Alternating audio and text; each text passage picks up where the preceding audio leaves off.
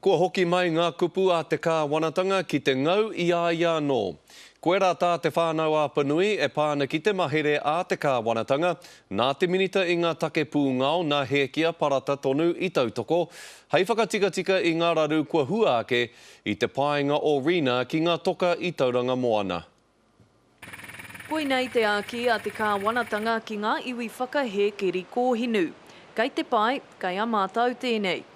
Heoi, ko te uru paunamu, kei te noho pēhea aua āki i nāia nei. He rūpahu kato. He rūpahu kato. Nā reira, koina te whakahoki ki taua pātai. Kei te puku te rai o tēnei uri a te whānau a Apanui. Kei te tangi hoki tōna ngākau mo te haukainga i Tauranga. Mō te kotahi tau neke atu a te whānau a Apanui e kaha whakahe i ngā mahi rangahau keri kōhinu a te kāwanatanga kei tō rātou moana o te rau kumara. O te rā ka haere tonu taua mahere, aha koa te ani pā a te iwi. And so the opportunity to explore, to find out what oil and gas reserves there might be in the Raukumara Basin is something that the government is committed to doing because we want to be able to strengthen our economy while balancing our environmental responsibilities. Heoi ka ua ke te taurite i ngā whakaaro o te iwi mo te kaupapa kiri a Ngāhinara, whai muri i tēnei parekura. Me ana te minita karehe tuituinga o te kaupapa arena ki te kaupapa keri kōhinu. Ko mātou e ki ana ko te hinu tonu, tēnā e tuitui ana. Mehe me kua haukotingia te ara ki te whakamahi i te hinu, karera wātu tēnā mahi o rena i puta ki a tātou. Ko te minita take pūngā o te kanohi kōrero mo tēnei kaupapa ki te iwi i ngā marama pahure. Engari kaore ia mo te hiahia kōrero mai kia te karere i te rānei.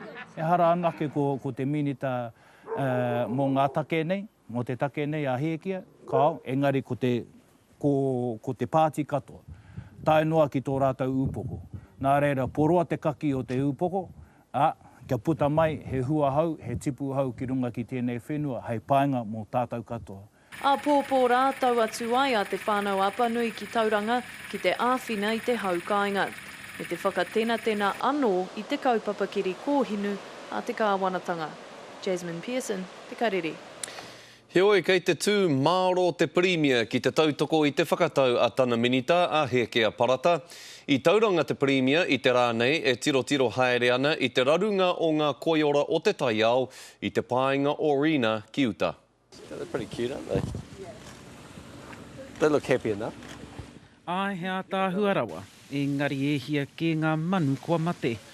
Ko tā te minita take pūngā o a Hekea Parata i mua, ia tōna kāwanatanga he mahere, kia kore ai te taiao e pāngia e te mate i te hinu. I think the response is as quick as it can be, but obviously it doesn't necessarily save the lives of some of these birds who tragically have had their lives claimed as a result of the oil spill.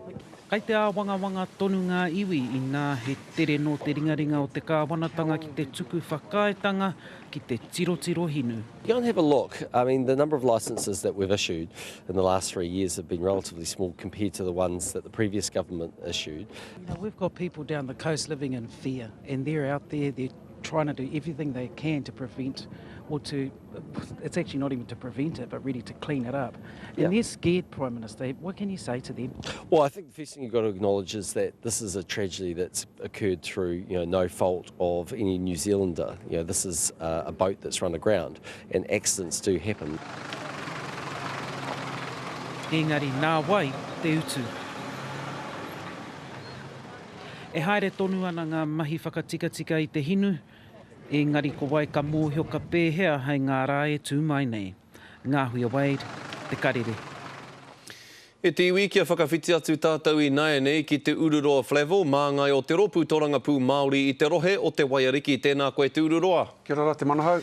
Te ahua nei ka hōrapa tonu atu te kino ki ngā takutai o te Waiariki whānui hei ngā rā e tū mai nei. E hana koe hei whakatika i te hōrapatanga atu o te hinu nei. E hari te aha ko taku āhua hei āhua rite ki te atua, ka reno au ki aeke ki tērā tauma te hoa. Ko waiho ake mā ngā hāpori, mā ngā iwi tonu a tērā e whakatika, kai roto tāua, tātaura i te āhuatanga o te āwha, o te ua, o te tai, enei āhuatanga katoa o tangaroa tonu. Ka riro mā rāua ko tāwhiri mā te whakatau, ko te huarahi, ka tukuna atu enei paru ki uta.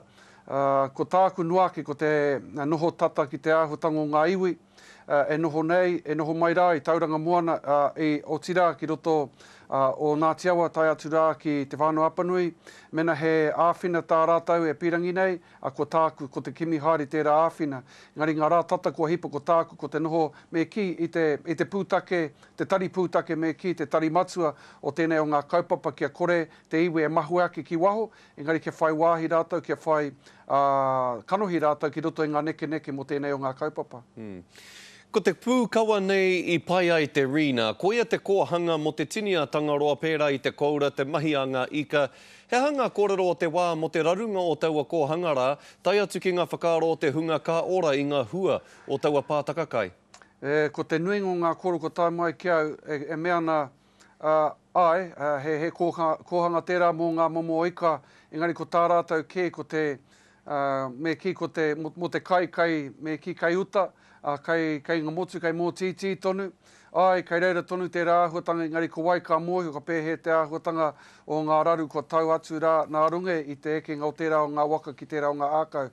Ko tā mātou pēha, ko tā tātou, he tatari, kia kitea mai he aha te aha, kia mutu rāno, kia toia katoatia tērā waka ki wāhi ke, ka mutu ka āta tirohia ko te āhuatanga o te mahuetanga mai. E noho tahi ana koutou o te ropu toranga pū Māori, rātou koutou ko ngā hinara i roto i te kāwanatanga. He rawe kia ngā hinara kia kōwiri hia te papa moana ki te kimi hinu. Koe rā tā rātou kaupapa i tēnei wā, he kaupapa tērā e kaha kōkiri hia ana e rātou. Ai rānei he whakatūpato tēnei ki a rātou, kāri a rātou ngā ratonga, te mahere rānei ki te kaupare i te raru, i ngā pakaru mai te hinu ki te moana. E rua pēr ngā whakautu ki tērā pātai tuatai, he hoa haere no te rōpū nāhinara, engari ko nāhinara anō nāhinara, ka whai i tōna kaupapa, ko tā te pāti Māori, ko te whai atu ki tō mātau ake, tērā. Kārua, e tika ana he whakatūpato nuake tēnei āhuatanga ki ngai tātou, me te kāwanatanga me ki te mea ko te āhua nei, ahakoa kai reira tonu te tini, te mano, e ngana nei ki te whakatika i tēnei raru, ko ki tēnei tātou i ngā rātata ko hipa ake, kai reira tonu etahi uauatanga o te whakakao mai te hinu, o tira ko te ngote mai te hinu, mena ka pērā noho ki tēnei āhuatanga ki wā ike, pēnei tā etahi o te whānau Apanui e kōrero nei. Oira ko tāku ko te tautokua ke whakatūpato tēnei ki te motu ki te kāwanatanga, kia whakatika mō kai tau mai tēnei āhuatanga ki runga i a tātou a te wā. Pātai whakamutunga ki a koe te ururoa, he mahanga kaupapa nui o te wā e hopu ane ngā mahara o te tangata kia kaua e whakaaro nui atu ki te kōwhiringa pōti o te motu a tērā marama. Engari, kei te pēhe o mahi mina pōti i tēnei wānei. He hari te mea kua ārai tonu, kua hāngai tonu taku titiro ki i tēnei wā, e te wiki kua hipa ake, ko te nuinga o ngā mahi, he noho tata ki ngā mea o tauranga moana, ki reira āwhina atu ai, e ngā mea o te tari kāwanatanga me ngā iwi, e tui nei i ngā kōrero. Kua kenei ke mutu pēr te āhuatanga o te Futupōro, ka āro nui atu ki te pōti matua, i te mea kare take o te kōrero mo te pōti matua, ko te Futupōro te kōrero i tēnei wā, ko te āhuatanga o te aitua ki runga ki mō titi ki tērā takiwā te kōrero, pai ke me hāngai tonu te titiro ki era āhuatanga katoa. Tino tika tēnā whakatau e hoa, tēnā koe peke haua, ngā mihi nui ki a koe. Kia ora, Pūkākei.